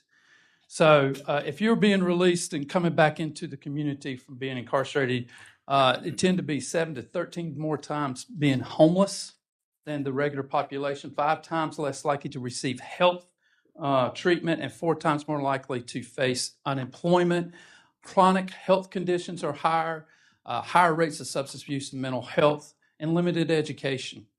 So just thinking about that, we know that it's difficult coming out. I want to encourage every one of you, how many have been to a reentry simulation? If you have not been to one, please go, because we know these statistics, but until you live it, it brings home how this is such a vulnerable time for those that are coming back into community. As you can imagine, with all this going on, they're turning back to illicit networks. They're turning back to old ways. Those gang ties become stronger if they were there, or as associate, they become closer and become gang members. So this is a vital time for y'all to consider. And I was so encouraged to hear some of the recommendations on reentry. It is an important part to really deal with when we talk about prevention and intervention with the gangs. So in North Carolina, we have done some great work in reentry on the statewide level. Back in 2017-18, we had statewide reentry council collaborative where we had 39 recommendations and did a lot of great work there. Now we have joined Reentry 2030. What it is, Council of State Governments is a nonprofit, nonpartisan foundation on a national level that uses evidence-based practices and promotes that and provides technical assistance to states. They are over Reentry 2030, and the goal is to help states set bold, measurable goals to transform reentry to a better place than it is at the time that they come in.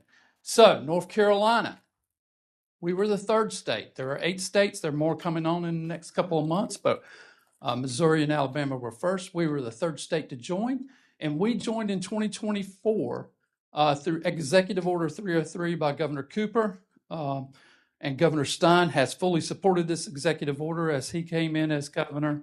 And this executive order created the Joint Reentry Council to set a strategic plan to improve reentry in North Carolina to transform it by 2030.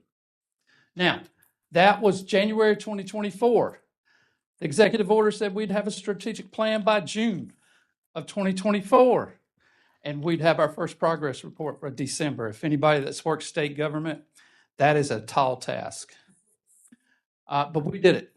We did it by creating 6 subcommittees. And on the Joint Reentry Council, Every cabinet agency was represented, along with Office of Strategic Budget Management, Office of State Health, Human Resources, excuse me, and also the Racial Equity Commission had a representative, and the Department of Justice and Parole Commission as well, and chaired by our DAC secretary. So we created the strategic plan by June 30th of 2024. That plan had 4 goals: improve economic mobility, improve housing, improve physical and mental health, behavioral health, excuse me, and also to reduce those barriers to reentry. Out of those, we had created 26 objectives, 133 strategies, talk about being aspirational, a lot to do, and 95 metrics, because it's very important to measure, have baselines and measure progress. Now, not only we had that, we have a progress report we provide to the governor's office every December. And for our educational goals and strategies, we provide the governor's office one in October as well. So there's 2 progress reports, but we did even better. We have created a data dashboard. That came into place late 2025, and that is public facing for everybody to see our progress. And we'll talk about that in a little bit. So why does it matter for public safety? Well, Reentry 2030, with reentry, a lot of times we have it in piecemeal. We have some great programs, some great organizations across the state doing some good work, and then there's gaps all across the state. Reentry 2030 replaces that and brings everybody in a unified whole of government coordination. It is quoted in our executive order. This is about collaboration and bringing processes together as a whole of government strategy, targeting our recidivism drivers. So it also addresses those overlapping barriers: housing instability, behavioral health issues, education, also employment. And then just being transparent about the data and metrics, sharing where we are, where needs still work, and where the gaps are, where funding is needed. And the impact on this is if we can make strides in these areas, improving housing, providing employment opportunities, and providing health services and behavioral health, we can see that in this vulnerable time, people will be less likely to turn to old ways and those gang involvements. So we can see a lot of progress in this with Reentry 2030. So I spoke about measurable goals. That's so important with Reentry 2030. We want a specific, measurable, and so that we could make progress and show what we've done. Now, I will fully admit some of this is pretty high. First one, half the homelessness after release. That's a big, big goal. Boost educational credentials by 75%. I was so excited to hear about local reentry councils, the recommendations that are already there. That is a key part of Reentry 2030. And y'all have got a subject matter expert here on your task force too. Ontario Joyner ran one of our best LRCs at Durham. So if you didn't know that, you know it now. So that is a big goal in Reentry 2030 to expand it to statewide coverage of local reentry councils. And then economic mobility and workforce development, expanding apprenticeships by 50%.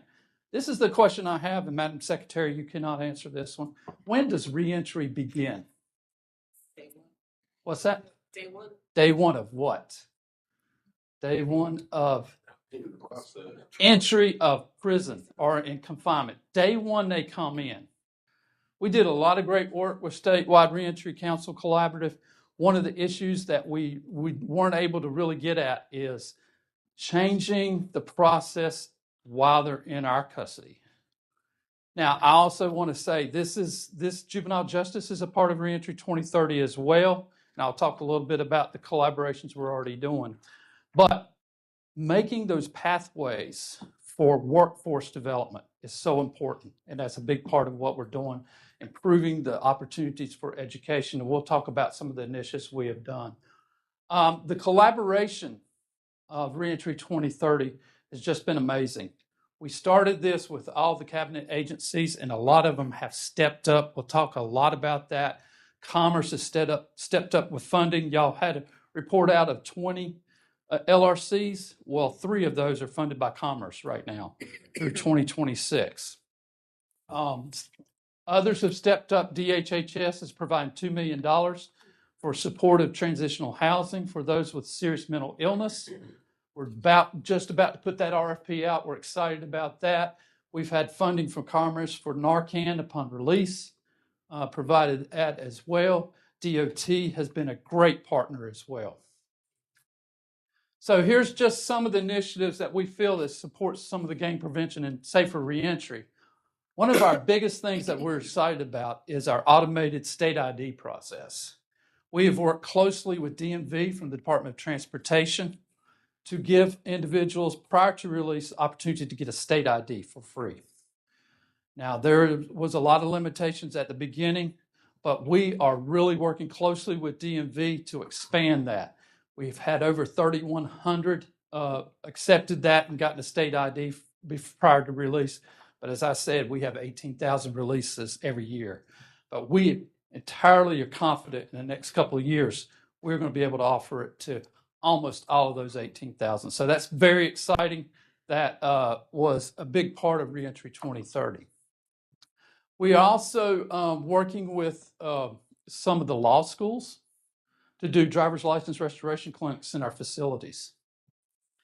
Again, we have issues with their driver's license. If we can get that handled before they release, again, that's another barrier out of their way. The workforce training pipelines, we are working to provide opportunities for them to be trained and get skill sets, certifications. CDL programs. We have a CDL program in one of our facilities. We're looking to add 2 more.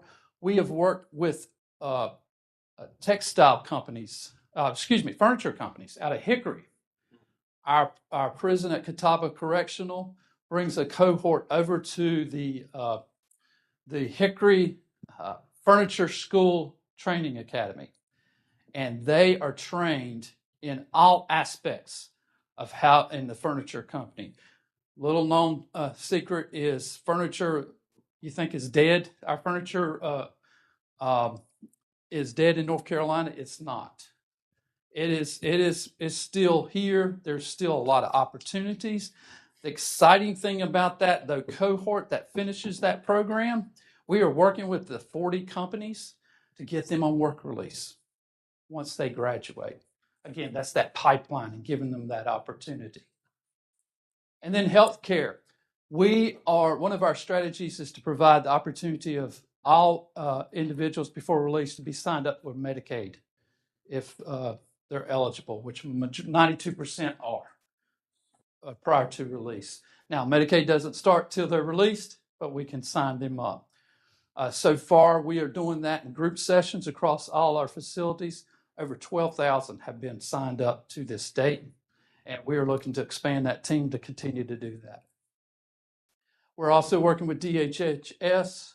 They have FACT teams. They also have teams that help us with what we call a high priority group. Those are those with a serious mental illness and have underlying violent offense, making sure there's a continuity of care in the mental health world.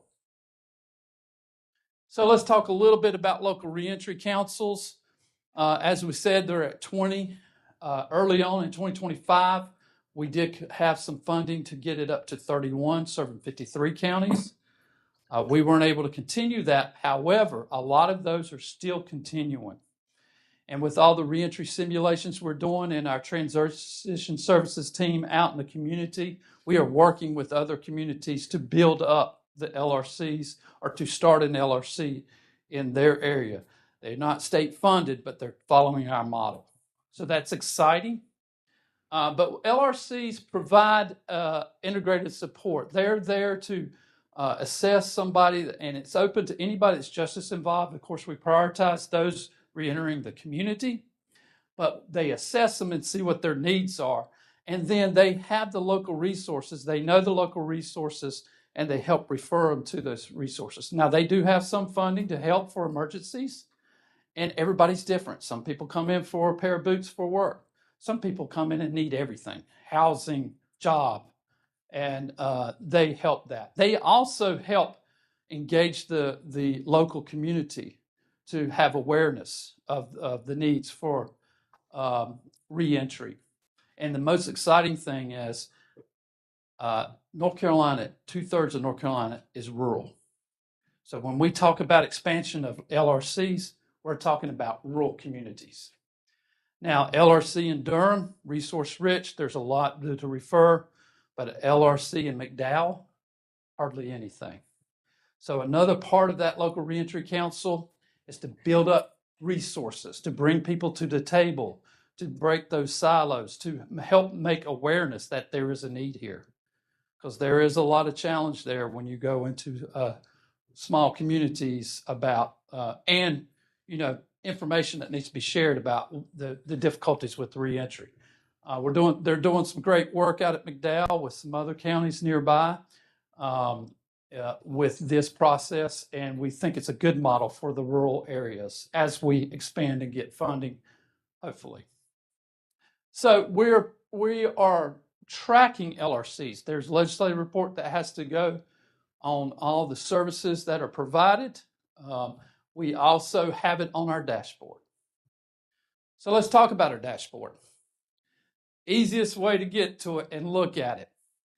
As my dad used to say, go to the Google and Google NC Reentry 2030. This will take you to our Reentry 2030 page.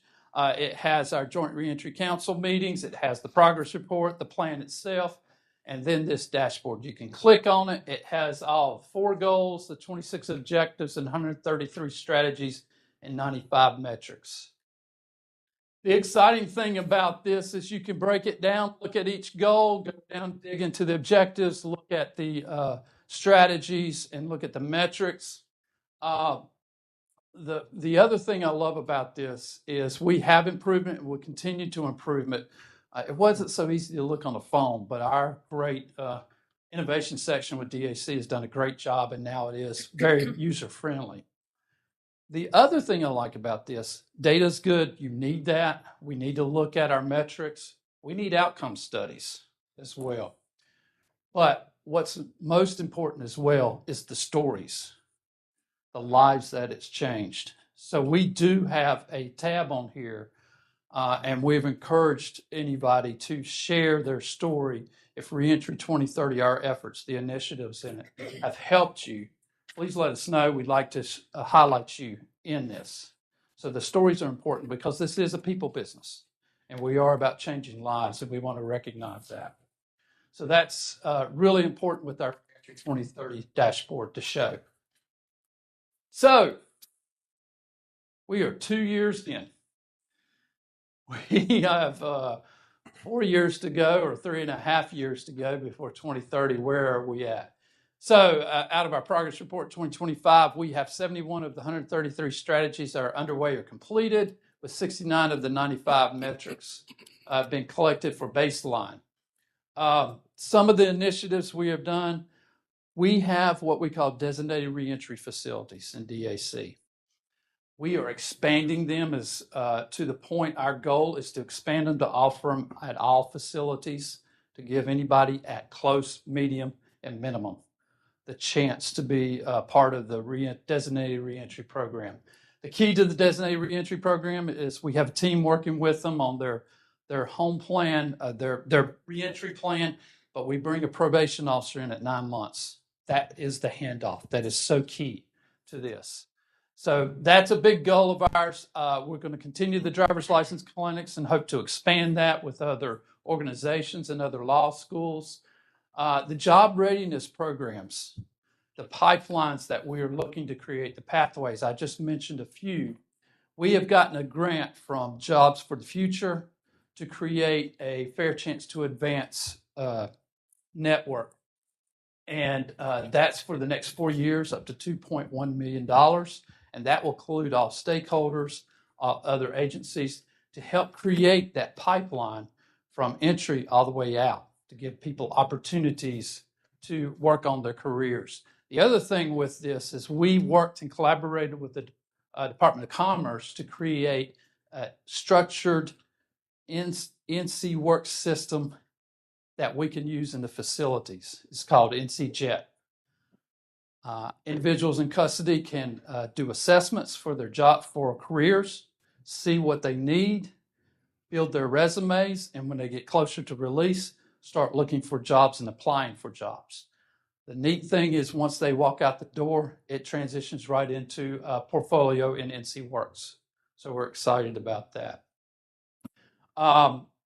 Also, we continue to work with DHHS on Medicaid enrollment and also the teams, the behavioral health teams that we continue to work with. The other thing I failed to mention about the LRCs, we are working with juvenile justice to connect the JCPCs with the LRCs. We're even looking at their model that they have in statute as well. And juvenile justice, I don't know, I think they presented, I don't know if they've mentioned their reentry grant that they have received with Council of State Governments as the technical assistants. We are meeting with them as well, all our subcommittee co-chairs, to make sure we are coordinating with them because it is so important, the youth to adult pass off. So that's exciting work that we are doing. So the final thing I will say about Reentry 2030, as you heard me, I said 133 strategies. It's a lot. One thing we've done lately is we've really looked at what are those top 10, in our case, top 11, that we can really complete in the next 2 years. And so we've identified them and approved them in our last meeting. And those are going to be posted on our website, and we're really going to get those completed. That's a key thing for us. I will encourage anybody to come to our Joint Reentry Council meetings. That's on our website as well. And I am sure you might be presenting Gang Task Force when y'all are ready to our Joint Reentry Council. I think that would be a great addition. So any questions about Reentry 2030, reentry, what we are doing? Always call George. Always Yes. call George. Thank you. Thank you, George. Appreciate you being here. As you can tell, George is very passionate about this, and that is, we are lucky to have him, and that is a big driver towards our success. So I think it dovetails nicely with a lot of the work that we're doing here in the Gang Task Force and just some of the things that we were trying to. All right. Okay. So next we're gonna do something different. We haven't done at our work group meeting so far, which is do a little breakout activity to give y'all an opportunity to kind of mix up. We know that y'all have been working in your kind of separate work groups, but haven't had a lot of time to kind of mix and mingle across those work groups. And so we've got a scenario that we're gonna share with you all. And we want you all to review that and then have conversations about where you see opportunities for prevention, intervention, and enforcement strategies in the prior to that incident, during that incident, and after that incident. And the intention behind us doing this kind of scenario activity is to just give you all, again, an opportunity to mix and mingle across the work groups, but more importantly, to kind of get your wheels turning. Hopefully, there are things that will come up in your discussions that are already being talked about in the various work groups, but maybe as you all go through the scenario and have an opportunity to engage with people that haven't been a part of your conversations, other thoughts and ideas will come up that will inform your recommendation development process that y'all are going through right now. And so we felt like it was important to do this while, y'all are still kind of in the kitchen cooking up those recommendations, and while there's still opportunity to incorporate other thoughts and ideas if needed. And so in your folders, there's the scenario, there's the group assignments. We're going to make a slight change because our breakout group 3 all had emergencies today, and most of that group is not able to be here. And so Kevin and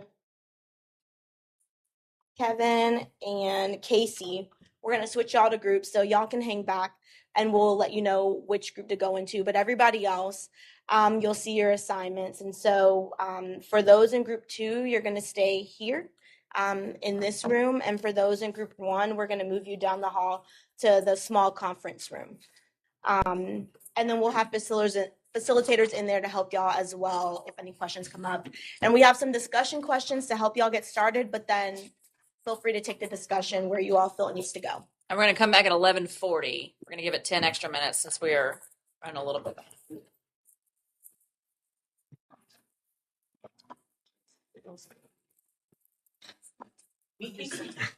Throwing things at everybody.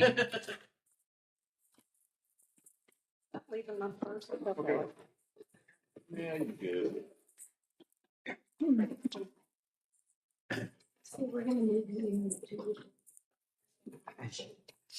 Okay, so not facilitating? Okay, that's fine, that's fine. Okay, I'm good.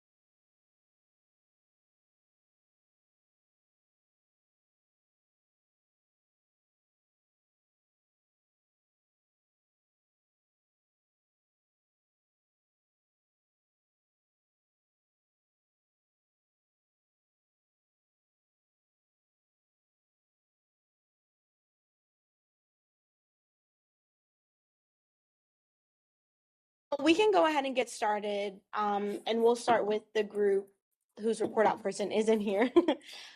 So we won't have enough time to kind of go through in detail about what y'all identified pre, during, and post for every area. So I think just high level, kind of like takeaways from your conversation, things you think are important to share with the full group, ideas that came to mind, those type of things. So who's the report out person for the group that was in the main room, group 2? Kevin. Everybody says. You want to do well? Yeah, I'll give you the high level report out for the group. Basically, talking through each step of each question, what we narrowed it down to is that scenario one could have been prevented, could have been intervened, but there needed to be better communication processes between community-based organizations and system law enforcement. There were a lot of missed opportunities throughout the whole process of what occurred at the school, going all the way through. There needed to be maybe some role clarifications or responsibilities of a lot of I know this is happening, but I'm not sure I should be reporting it, or it's not really my responsibility. So some role clarifications, and I think the underlining thing that we talked about too is just trust, the necessity to build trust when you're building larger collaborations, and that violence is, especially institutions that come from polar opposites. In our group came up law enforcement in my community, violence interrupters and stuff, and the importance of developing some level of a relationship and trust there as well too. So communication, trust, and role responsibilities. That's great. And I think that's really good that those things came up, because I feel like we heard some of those things and the ideas and recommendations that the work groups are already talking about. And especially I feel like on communication, that seems to be a big theme and something that we want to make sure we're taking into account and incorporating in the recommendations that come out of all of the work groups, is what that's going to look like across systems and between systems and community-based organizations. Okay. Any thoughts, reflections, questions for group 1? Okay. So then that was technically group 2. So group 1, the group that was in the other room, who's our report out person. Me. Awesome.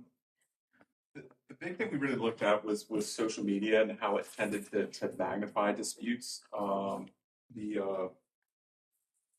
The perceived need for retaliation. This dispute had been going on for 6 months. Egos get involved, people get upset, and when it's put on social media, you have more of an increase of a feel the need that you have to react to it.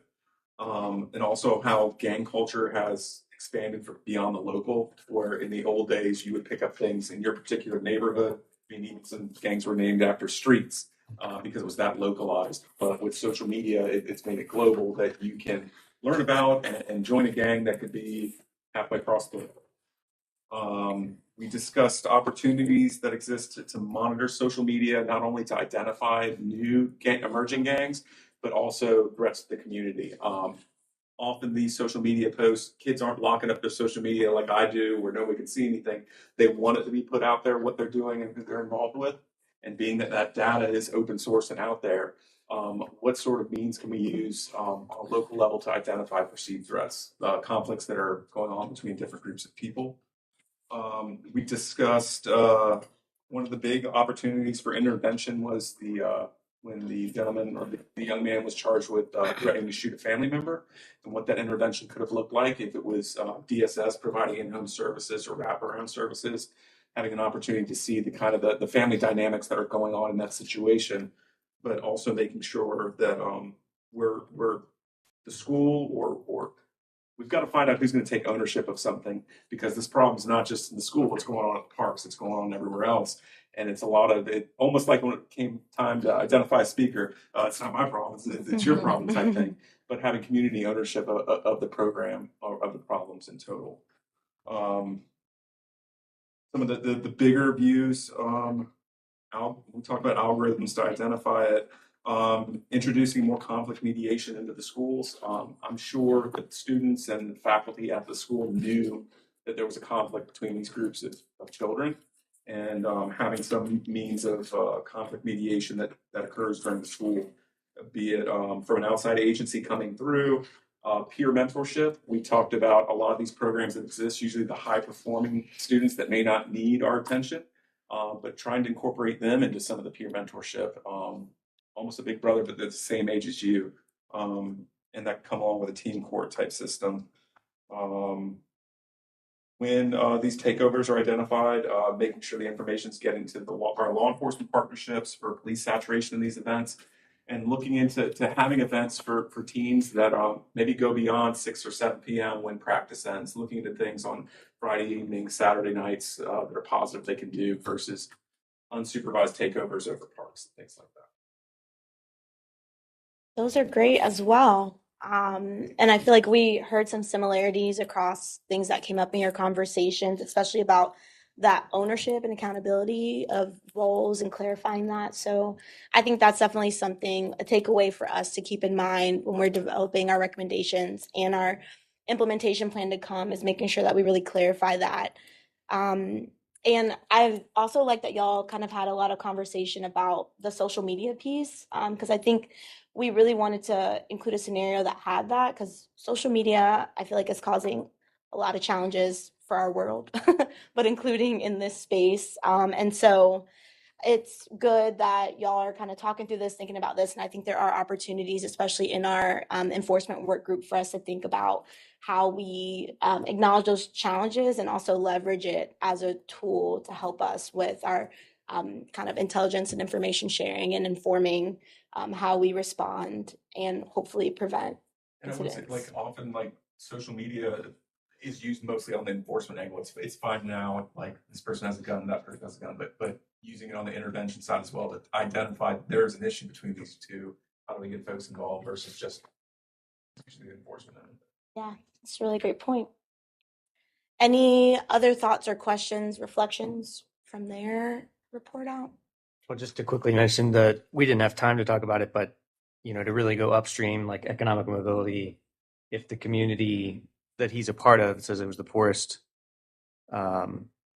neighborhood in the community or poorest part of town, I mean, if that community collectively felt supported, and then that would help that the individuals within that community would feel supported, and it may not have stopped this from happening, but it would certainly help. And economic mobility for that 17-year-old, I would guess that 17-year-old had low optimism about his future. So that's upstream, but we didn't have time to talk about that. Really good point. One last thought that came to mind from your report out is when you talked about programming outside of like those typical hours, like in the evenings and such. And I know we didn't have time to share our recommendations, but that is something on our list that we in particular are wanting the prevention and intervention work groups to explore, because that's definitely a challenge in this space and in general across like the community violence prevention space, is trying to figure out how to reach kids outside of the kind of typical touch points in schools, and like after school programs that kind of all end by around 5 o'clock. And when we know a lot of incidents and when they really have an opportunity to get into this gang activity can happen outside of that. So I'm glad that you brought that up, and hopefully we can make sure that that's something we're considering with our recommendations.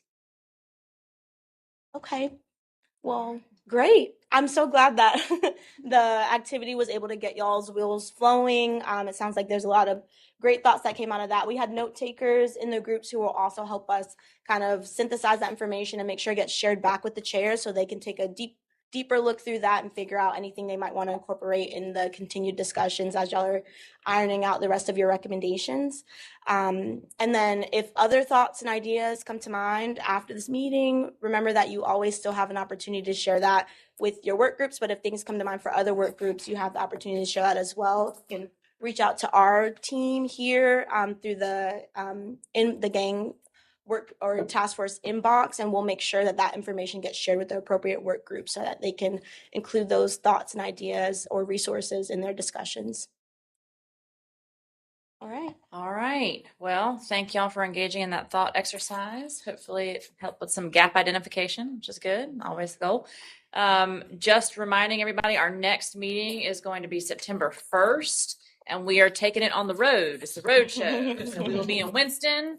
And at the Benton Convention Center, all of that information will be shared out, and it has already been, but you will be reminded of all of that from 1 to 4. It is during the NCGIA conference. Chuck will be our gracious host for that. Certainly make sure that the registration, they'll need to know that y'all are with the task force. And so you'll have to check in and get your little badge so that they know that you're an allowed member and that kind of thing. A lot of the stuff that gets shared during that conference is law enforcement sensitive. And so they make sure to keep track of who is the comings and goings of all people. And so making sure to flag for them that you are a member of the task force and you'll be directed to the appropriate room for our meeting. And yeah, I'm excited. I think that it'll be good. It'll also be good to do it at the same time as the NCGIA meeting to get a lot of visibility. Perhaps some of those folks will come to our meeting as well. We'll try. And, Yeah. Hopefully your executive will just stay over. That'll be great. that'd be fantastic. And so, yeah, very excited about all that. Anything else that anybody has for the good of the group before we adjourn? We'll be sending out information on where to park. They have free parking, so don't go and pay for parking. So we'll make it Free parking is always the key. Yeah. All right. Thank you guys so much. Everybody have a great rest of your week.